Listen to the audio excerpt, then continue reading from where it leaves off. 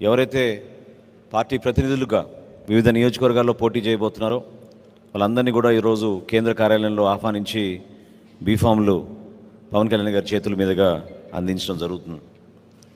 మొదటి నుంచి కూడా పార్టీ అధ్యక్షులు పవన్ కళ్యాణ్ గారిని ఆహ్వానిస్తూ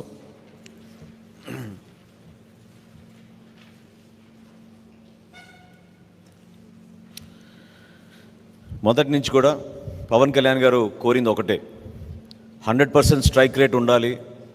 దానికోసం మనం ఒక బాధ్యతతోటి వ్యవహరిద్దాం. రాష్ట్రాన్ని దృష్టిలో పెట్టుకున్నాం కాబట్టి వ్యక్తిగతంగా కొంతమందికి ప్రయోజనం జరుగుతుందో కొంతమందికి నష్టం జరుగుతుందనే విషయం కాకుండా ఈ ఎన్నికల్లో మాత్రం ఎట్టి పరిస్థితుల్లో కూడా మనం విజయం సాధించి వైఎస్ఆర్సీపీ విముక్త ఆంధ్రప్రదేశ్ కోసం మనందరం కూడా కృషి చేద్దామని ఆయన ఎంతో కోరి అన్ని కోణాల నుంచి ఆలోచించి చాలా జాగ్రత్తగా ఈ అభ్యర్థులందరినీ కూడా ఎంపిక చేశారు. ఈరోజు పవిత్రమైన రోజు. నేను ఇందాక అన్నట్టు రాజకీయంలో మనం క్షేత్రస్థాయిలో నిలబడి పోరాడి విజయం సాధించినప్పుడే మనకు ఆ గుర్తింపు వస్తుంది.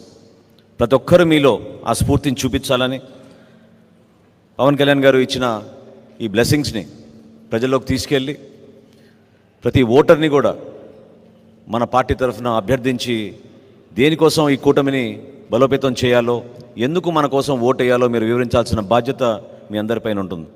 సో అందులో భాగంగా ముందుగా బీఫామ్స్ ఇచ్చే ప్రక్రియని ప్రారంభించుకుందాం.